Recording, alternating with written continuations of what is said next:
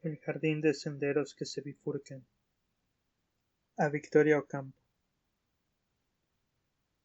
En la página 242 de la Historia de la Guerra Europea de Liddell Hart se lee que una ofensiva de 13 divisiones británicas, apoyadas por 1.400 piezas de artillería contra la línea Serre-Montauban, había sido planeada para el 24 de julio de 1916 y debió postergarse hasta la mañana del día 29. Las lluvias torrenciales, anota el capitán Liddell Hart, provocaron esa demora. Nada significativa, por cierto.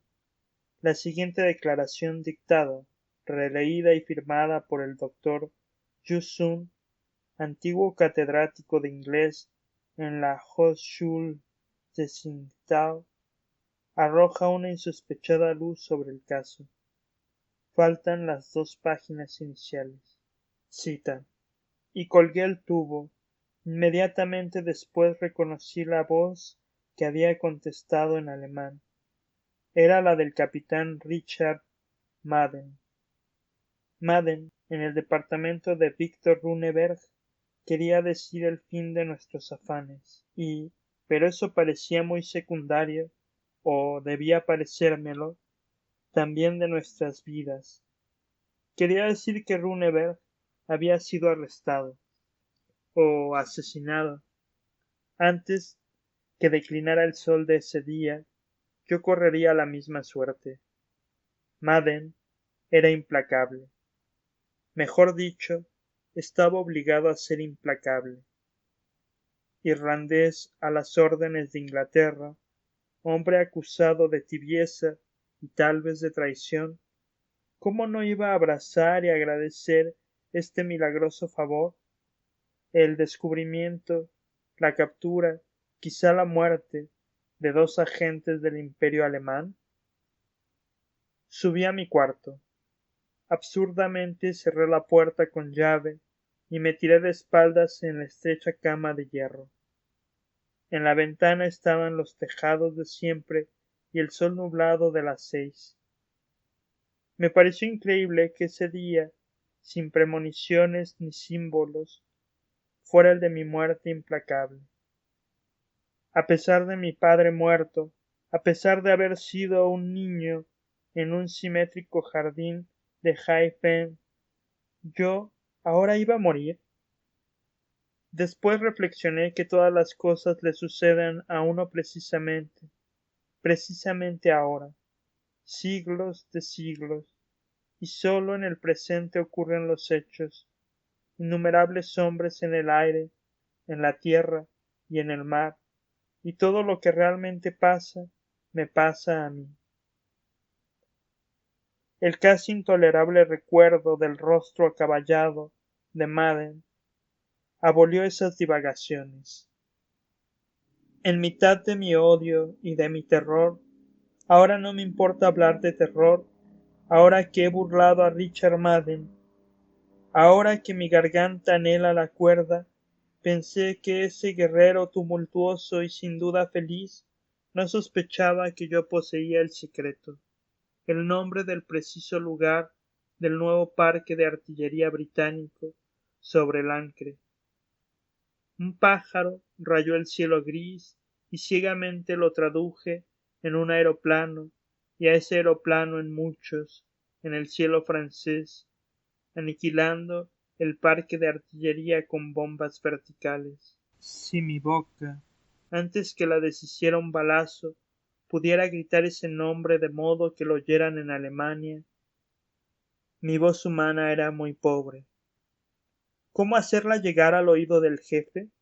Al oído de aquel hombre enfermo y odioso que no sabía de Runeberg y de mí, sino que estábamos en Staffordshire y que en vano esperaba noticias nuestras en su árida oficina de Berlín, examinando infinitamente periódicos.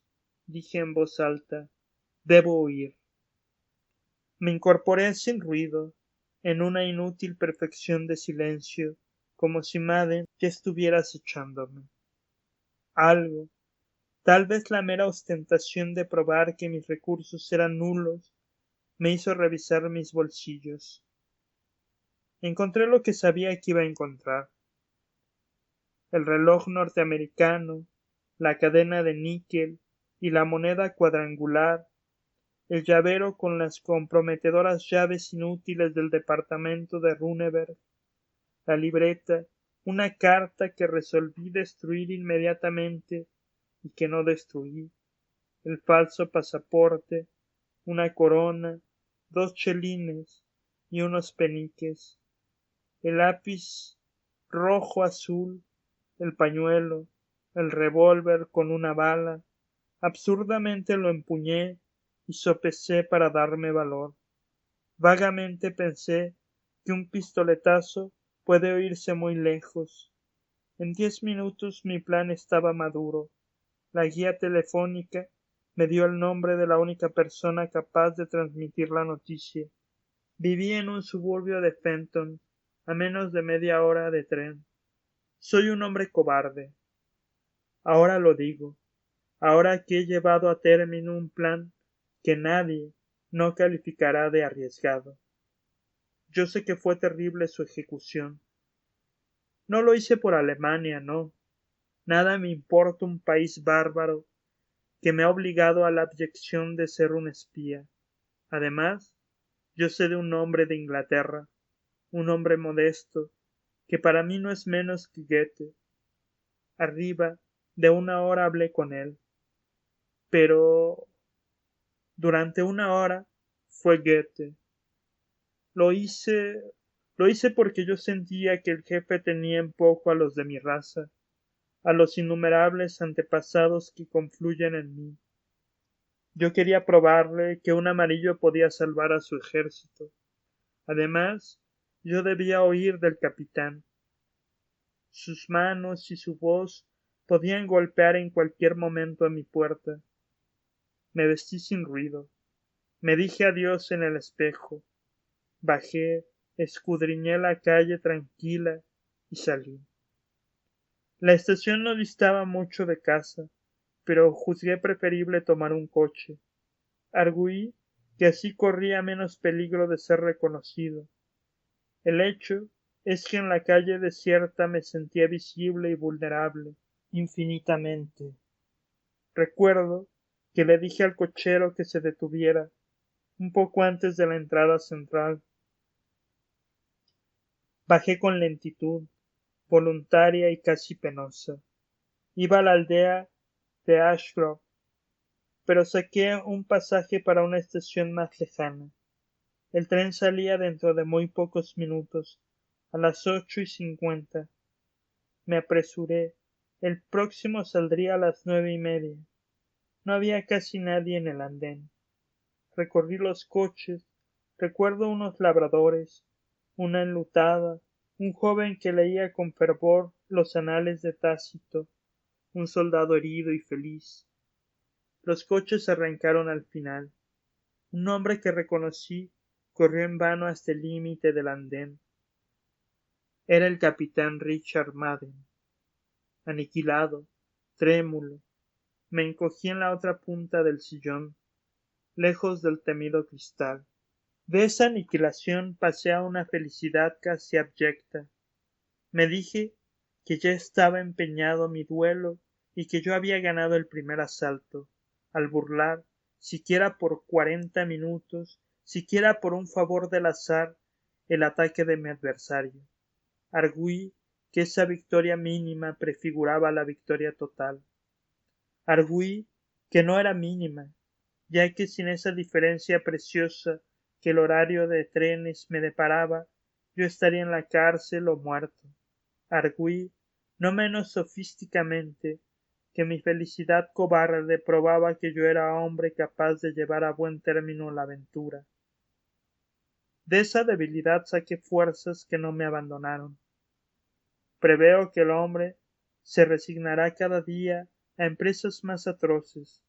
Pronto no habrá sino guerreros y bandoleros. Les doy este consejo: el ejecutor de una empresa atroz debe imaginar que ya la ha cumplido. debe imponerse un porvenir que sea irrevocable como el pasado. Así procedí yo, mientras mis ojos de hombre ya muerto registraban la afluencia de aquel día que era tal vez el último y la difusión de la noche. El tren corría con dulzura entre fresnos, se detuvo casi en medio del campo. Nadie gritó el nombre de la estación. ¿Ashgrove? Le pregunté a unos chicos en el andén. Ashgrove, contestaron. Bajé. Una lámpara ilustraba el andén, pero las caras de los niños quedaban en la zona de sombra. Uno me interrogó. ¿Usted va a casa del doctor Stephen Albert? Sin aguardar contestación, otro dijo. La casa queda muy lejos de aquí, pero usted no se perderá si toma ese camino a la izquierda, y en cada encrucijada del camino dobla a la izquierda. Les arrojé una moneda, la última, bajé unos escalones de piedra y entré en el solitario camino. Este lentamente bajaba. Era de tierra elemental. Arriba se confundían las ramas, la luna baja y circular parecía acompañarme. Por un instante pensé que Richard Madden había penetrado de algún modo mi desesperado propósito. Muy pronto comprendí que eso era imposible. El consejo de siempre doblar a la izquierda me recordó que tal era el procedimiento común para descubrir el patio central de ciertos laberintos. Algo entiendo de laberintos. No en vano soy bisnieto de aquel Sui Pen que fue gobernador de Yunnan y que renunció al poder temporal para escribir una novela que fuera todavía más populosa que el Hung-Lu-Men y para edificar un laberinto en el que se perdieran todos los hombres. 13 años dedicó a esa heterogénea fatiga, pero la mano de un forastero lo asesinó y su novela era insensata y nadie encontró nunca el laberinto. Bajo árboles ingleses medité en ese laberinto perdido. Lo imaginé, inviolado y perfecto en la cumbre secreta de una montaña. Lo imaginé borrado por arrozales o debajo del agua. Lo imaginé infinito, no ya de kioscos ochavados y de sendas que vuelven, sino de ríos y provincias y reinos. Pensé en un laberinto de laberintos, en un sinuoso laberinto creciente que abarcara el pasado y el porvenir y que implicara de algún modo los astros. Absorto en esas ilusorias imágenes, olvidé mi destino. De perseguido, me sentí por un tiempo indeterminado, percibidor abstracto del mundo. El vago y vivo campo, la luna, los restos de la tarde, obraron en mí. Asimismo, el declive que eliminaba cualquier posibilidad de cansancio. La tarde era íntima, infinita. El camino bajaba y se bifurcaba entre las ya confusas praderas. Una música aguda y como silábica se aproximaba y se alejaba en el vaivén del viento, empañada de hojas y de distancia. Pensé que un hombre puede ser enemigo de otros hombres, de otros momentos, de otros hombres, pero no de un país, no de luciérnagas, palabras, jardines, cursos de agua, ponientes. Llegué así a un alto portón herrumbrado. Entre las rejas descifré una alameda y una especie de pabellón. Comprendí de pronto dos cosas. La primera trivial, la segunda casi increíble. La música venía del pabellón. La música era china. Por eso yo la había aceptado con plenitud, sin prestarle atención. No recuerdo si había una campana o un timbre, o si llamé golpeando las manos. El chisporroteo de la música prosiguió. Pero del fondo de la íntima casa un farol se acercaba, un farol que rayaban y a ratos anulaban los troncos, un farol de papel que tenía la forma de los tambores y el color de la luna. Lo traía un hombre alto. No vi su rostro, porque me cegaba la luz.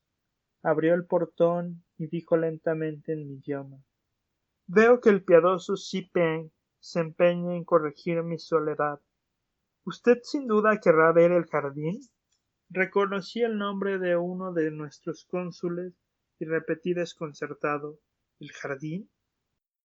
El jardín de los senderos que se bifurcan. Algo se agitó en mi recuerdo y pronuncié con incomprensible seguridad: el jardín de mi antepasado, Sui Pen. ¿Su antepasado? ¿Su ilustre antepasado? Adelante. El húmedo sendero zigzagueaba como los de mi infancia. Llegamos a una biblioteca de libros orientales y occidentales. Reconocí, encuadernados en seda amarilla, algunos tomos manuscritos de la enciclopedia perdida que dirigió el tercer emperador de la dinastía luminosa, y que no se dio nunca a la imprenta. El disco del gramófono giraba junto a un fénix de bronce. Recuerdo también un jarrón de la familia Rosa y otro anterior de muchos siglos, de ese color azul que nuestros artífices copiaron de los alfareros de Persia. Stephen Albert me observaba sonriente. Era, ya lo dije, muy alto, de rasgos afilados, de ojos grises y barba gris. Algo de sacerdote había en él, y también de marino. Después me refirió que había sido misionero en Tientsin antes de aspirar a sinólogo. Nos sentamos, yo en un largo y bajo diván, él de espaldas a la ventana y a un alto reloj circular. Computé que antes de una hora no llegaría mi perseguidor, Richard Madden. Mi determinación irrevocable podía esperar. Asombroso destino el de Sui Pen, dijo Stephen Albert, gobernador de su provincia natal, doctor en astronomía, en astrología y en la interpretación infatigable de los libros canónicos, ajedrecista, famoso poeta y calígrafo. Todo lo abandonó para componer un libro y un laberinto. Renunció a los placeres de la opresión, de la justicia, del numeroso lecho, de los banquetes y aun de la erudición, y se enclaustró durante 13 años en el pabellón de la límpida soledad. A su muerte, los herederos no encontraron sino manuscritos caóticos. La familia, como usted acaso no ignora, quiso adjudicarlos al fuego, pero su albacea, un monje taoísta o budista, insistió en la publicación. Los de la sangre de Sui Pen, repliqué, seguimos execrando a ese monje. Esa publicación fue insensata. El libro es un acervo indeciso de borradores contradictorios. Lo he examinado alguna vez. En el tercer capítulo muere el héroe, en el cuarto está vivo. En cuanto a la otra empresa de Sui Pen, a su laberinto, aquí está el laberinto, dijo indicándome un alto escritorio laqueado. Un laberinto de marfil, exclamé. Un laberinto mínimo. Un laberinto de símbolos, corrigió. Un invisible laberinto de tiempo. A mí, bárbaro inglés, me ha sido deparado revelar ese misterio diáfano. Al cabo de más de 100 años, los pormenores son irrecuperables. Pero no es difícil conjeturar lo que sucedió. Sui Pen diría una vez: me retiro a escribir un libro, y otra: me retiro a construir un laberinto. Todos imaginaron dos obras. Nadie pensó que el libro y laberinto eran un solo objeto. El pabellón de la límpida soledad se erguía en el centro de un jardín tal vez intrincado. El hecho puede haber sugerido a los hombres un laberinto físico. Sui Pen murió. Nadie, en las dilatadas tierras que fueron suyas, dio con el laberinto. La confusión de la novela me sugirió que ese era el laberinto. Dos circunstancias me dieron la recta solución del problema. Una, la curiosa leyenda de que Sui Pen se había propuesto un laberinto que fuera estrictamente infinito, otra, un fragmento de una carta que descubrí.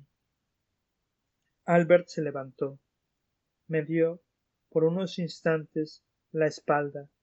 Abrió un cajón del áureo y renegrido escritorio.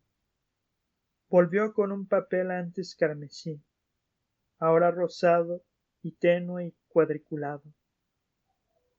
Era justo el renombre caligráfico de Suipen. Leí con incomprensión y fervor estas palabras y con minucioso pincel redactó un nombre de mi sangre. Dejo a los varios porvenires, no a todos, mi jardín de senderos que se bifurcan. Devolví en silencio la hoja. Albert prosiguió. Antes de exhumar esta carta, yo me había preguntado de qué manera un libro puede ser infinito. No conjeturé otro procedimiento que el de un volumen cíclico, circular, un volumen cuya última página fuera idéntica a la primera, con posibilidad de continuar indefinidamente. Recordé también esa noche que está en el centro de las 1001 noches, cuando la reina Scheherazade, por una mágica distracción del copista, se pone a referir textualmente la historia de las 1001 noches, con riesgo de llegar otra vez a la noche en que la refiere, y así hasta lo infinito. Imaginé también una obra platónica, hereditaria, transmitida de padre a hijo, en la que cada nuevo individuo agregara un capítulo o corrigiera con piadoso cuidado la página de los mayores. Esas conjeturas me distrajeron, pero ninguna parecía corresponder, siquiera de un modo remoto, a los contradictorios capítulos de Suipen. En esa perplejidad me remitieron de Oxford el manuscrito que usted ha examinado. Me detuve, como es natural en la frase, dejo a los varios porvenires, no a todos, mi jardín de senderos que se bifurcan. Casi en el acto comprendí el jardín de senderos que se bifurcan era la novela, caótica. La frase varios porvenires, no a todos, me sugirió la imagen de la bifurcación en el tiempo, no en el espacio. La relectura general de la obra confirmó esa teoría. En todas las ficciones, cada vez que un hombre se enfrenta con diversas alternativas, opta por una y elimina las otras. En la del casi inextricable Suipen, opta simultáneamente por todas. Crea así diversos porvenires, diversos tiempos que también proliferan y se bifurcan. De ahí las contradicciones de la novela. Fang, digamos, tiene un secreto. Un desconocido llama a su puerta. Fang resuelve matarlo. Naturalmente hay varios desenlaces posibles. Fang puede matar al intruso, el intruso puede matar a Fang, ambos pueden salvarse, ambos pueden morir, etc. En la obra de Suipen, todos los desenlaces ocurren. Cada uno es el punto de partida de otras bifurcaciones. Alguna vez los senderos de ese laberinto convergen. Por ejemplo, usted llega a esta casa, pero en uno de los pasados posibles usted es mi enemigo, en otro mi amigo. Si se resigna usted a mi pronunciación incurable, leeremos unas páginas. Su rostro, en el vívido círculo de la lámpara, era sin duda el de un anciano, pero con algo inquebrantable y aún inmortal. Leyó con lenta precisión dos redacciones de un mismo capítulo épico. En la primera, un ejército marcha hacia una batalla a través de una montaña desierta. El horror de las piedras y de la sombra le hace menospreciar la vida y logra con facilidad la victoria. En la segunda, el mismo ejército atraviesa un palacio en el que hay una fiesta. La resplandeciente batalla les parece una continuación de la fiesta y logran la victoria. Yo oía con decente veneración esas viejas ficciones, acaso menos admirables que el hecho de que las hubiera ideado mi sangre y de que un hombre de un imperio remoto me las restituyera en el curso de una desesperada aventura en una isla occidental. Recuerdo las palabras finales. repetidas en cada redacción como un mandamiento secreto. Así combatieron los héroes, tranquilo el admirable corazón, violenta la espada, resignados a matar y a morir. Desde ese instante sentí a mi alrededor y en mi oscuro cuerpo una invisible, intangible pululación, no la pululación de los divergentes, paralelos y finalmente coalescentes ejércitos, sino una agitación más inaccesible, más íntima, y que ellos de algún modo prefiguraban. Stephen Albert prosiguió. No creo que su ilustre antepasado jugara ociosamente a las variaciones. No juzgo verosímil que sacrificara 13 años a la infinita ejecución de un experimento retórico. En su país la novela es un género subalterno. En aquel tiempo era un género despreciable. Sui Pen fue un novelista genial, pero también fue un hombre de letras que sin duda no se consideró un mero novelista. El testimonio de sus contemporáneos proclama, y harto lo confirma su vida, sus aficiones metafísicas, místicas. La controversia filosófica usurpa buena parte de su novela. Sé que de todos los problemas ninguno lo inquietó y lo trabajó como el abismal problema del tiempo. Ahora bien, ese es el único problema que no figura en las páginas del jardín. Ni siquiera usa la palabra que quiere decir tiempo. ¿Cómo se explica usted esa voluntaria omisión? Propuse varias soluciones, todas insuficientes. Las discutimos. Al fin, Stephen Albert me dijo, en una adivinanza cuyo tema es el ajedrez, ¿cuál es la única palabra prohibida? Reflexioné un momento y repuse, la palabra ajedrez. Precisamente, dijo Albert, el jardín de senderos que se bifurcan es una enorme adivinanza o parábola cuyo tema es el tiempo. Esa causa recóndita le prohíbe la mención de su nombre. Omitir siempre una palabra, recurrir a metáforas ineptas y a perífrasis evidentes es quizá el modo más enfático de indicarla. Es el modo tortuoso que prefirió en cada uno de los meandros de su infatigable novela el oblicuo Sui Pen. He confrontado centenares de manuscritos, he corregido los errores que la negligencia de los copistas ha introducido, he conjeturado el plan de ese caos, he restablecido, he creído restablecer el orden primordial, he traducido la obra entera. Me consta que no emplea una sola vez la palabra tiempo. La explicación es obvia. El jardín de senderos que se bifurcan es una imagen incompleta, pero no falsa, del universo tal como lo concebía Sui Pen. A diferencia de Newton y de Schopenhauer, su antepasado no creía en un tiempo uniforme, absoluto. Creía en infinitas series de tiempos, en una red creciente y vertiginosa de tiempos divergentes, convergentes y paralelos. Esa trama de tiempos que se aproximan, se bifurcan, se cortan o que secularmente se ignoran, abarca todas las posibilidades. No existimos en la mayoría de esos tiempos. En algunos existe usted y no yo. En otros, yo y no usted. En otros, los dos. En este, que un favorable azar me depara, usted ha llegado a mi casa. En otro, usted al atravesar el jardín me ha encontrado muerto. En otro, yo digo estas mismas palabras, pero soy un error, un fantasma. En todos, articulénos sin un temblor. Yo agradezco y venero su recreación del jardín de Sui Pen. No en todos, murmuró con una sonrisa. El tiempo se bifurca perpetuamente hacia innumerables futuros. En uno de ellos soy su enemigo. Volví a sentir esa pululación de que hablé. Me pareció que el húmedo jardín que rodeaba la casa estaba saturado hasta lo infinito de invisibles personas. Esas personas eran Albert y yo, secretos, atareados y multiformes en otras dimensiones de tiempo.